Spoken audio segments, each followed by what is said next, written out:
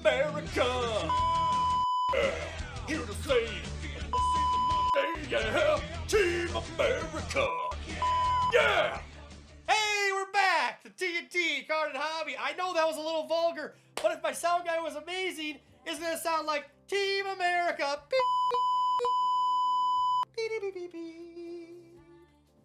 So, hopefully it's all working great, and it was a family-friendly thing. See, that's why it's not kids.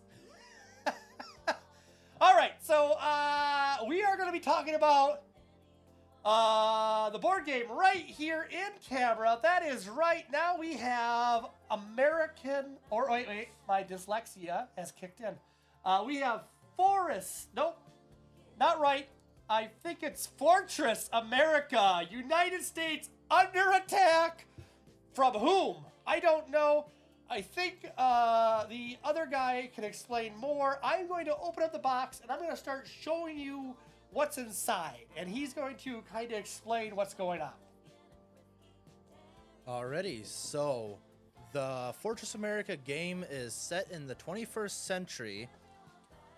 The board game begins with the premise that during the Cold War, nuclear terrorists destroyed much of the Middle East supply of oil. In response, the United States launched into orbit a satellite-based solar power system to solve the energy crisis. At the same time, the US had perfected the so-called Star Wars technology and incorporated a satellite-based laser system into the solar satellites. The system was capable of destroying intercontinental ballistic missiles before impact.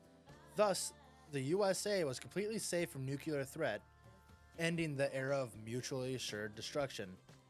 This creates a great deal of political turmoil. The USSR is especially upset at the nuclear balance of power being shifted, and while the rest of the world realigns in various ways through alliances and treaties as well as conventional military conflict, the United States, complacent in its technical superiority, becomes isolationist in nature.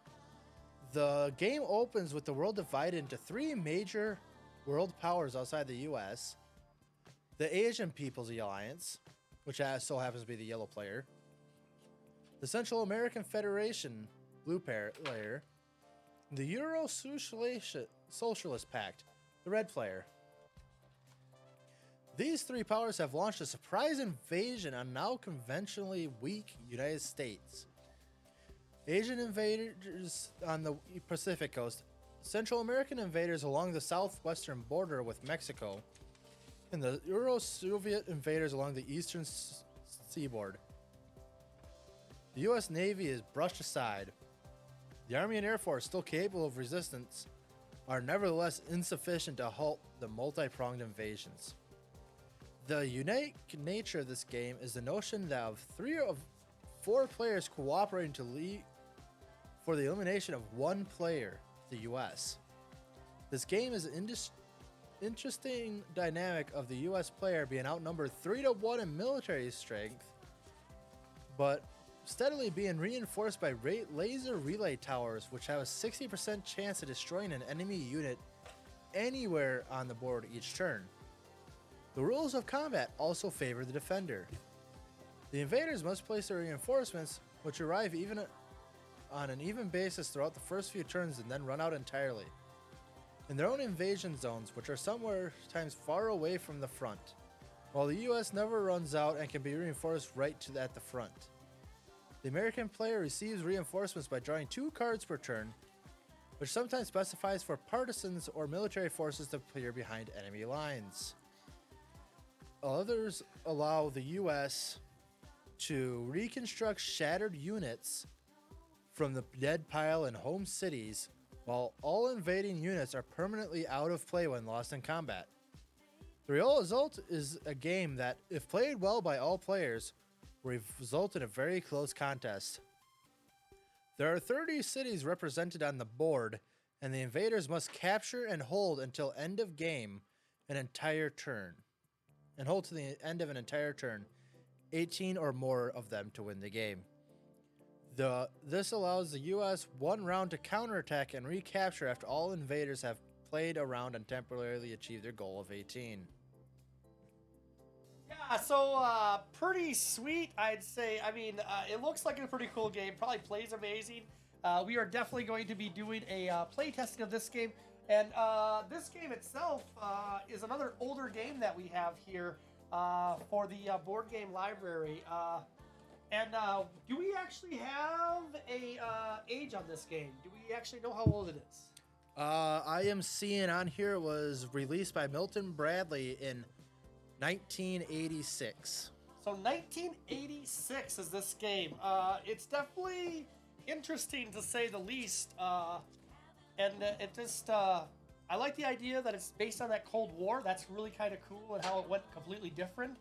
And the box itself is really kind of cool looking. I really like the art style that they chose, for sure. And we definitely are going to be doing a gameplay video on this game because I think it's probably decent enough to play.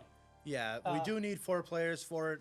Another cool thing about it is, in 1987, it won the Charles S. Roberts Award for Best 20th Century Game of 1986. Really? That is very cool. Also, I can see that it's actually ages 12 and up. So it's relatively kind of like a low age. I mean, to get into it. It's not super low, but I mean, I see a lot of kids that are smart enough to actually play when they're like 10 when it says 12. So, you know, you just got to do a little bit of reading. And then what do we got right here? We have an unboxing, kind of. It was taped back up. I have no idea what's in it. But this is the American the Game. And it's kind of like a history lesson in a box. So you play it, and when you're playing it right here, let me just read the back here. From the morning Columbus first sights of the New World to the day of the 50th star was added to Old Glory, this action quiz game celebrates our American experience and our spiritual heritage. 2 to 6 players start on the eastern sideboard, just as the first settlers did. And as they answer historical questions correctly, they advance to the west until the first player reaches the Pacific. Each turn, there are potential hazards. Oh no! But also blessings.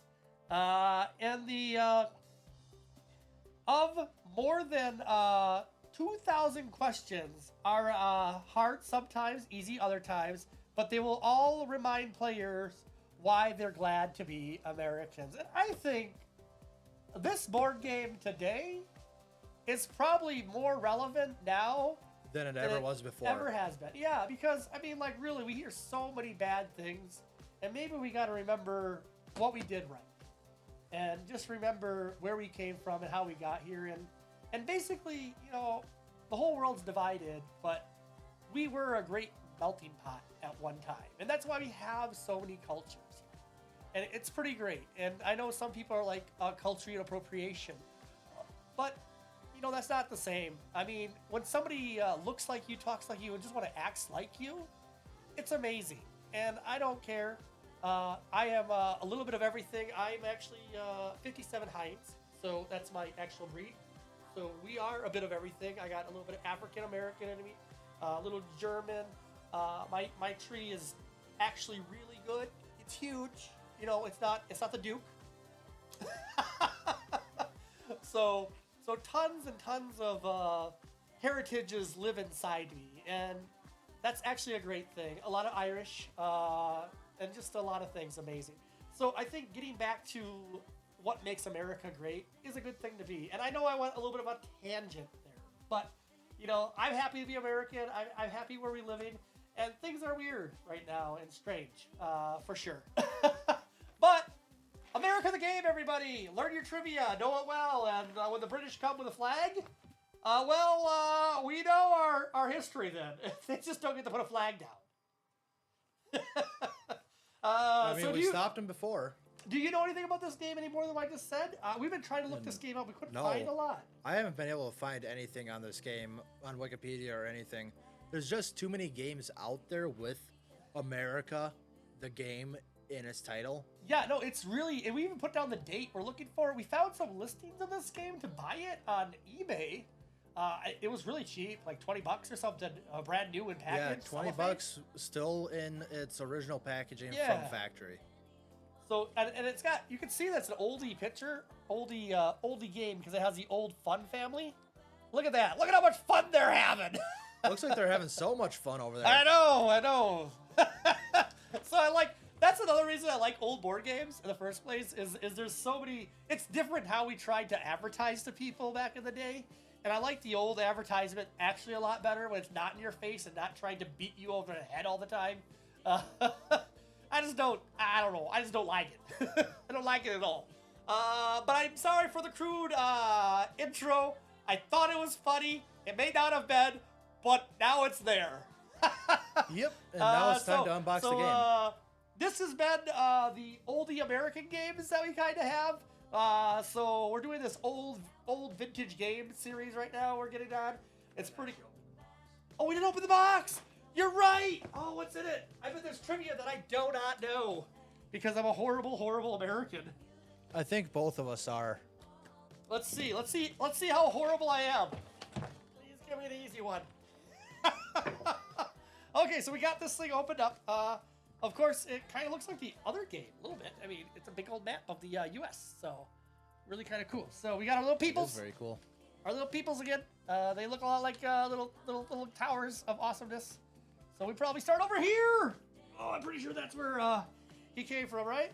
Oh, looks like we got a letter to tell us everything about the game here. So it's got a seal, and then we go through like the ages. Oh, what is this? Okay, so it looks like the parchment paper that they would write the Declaration of Independence. Yes. Wow, I'm already gonna fail this game. To be fair, you've been up for almost 12 hours at this point. Yeah, but that's no excuse. You should still know your history. So this may help me know that. So what do we got? We got here. How does this even work? I don't even know.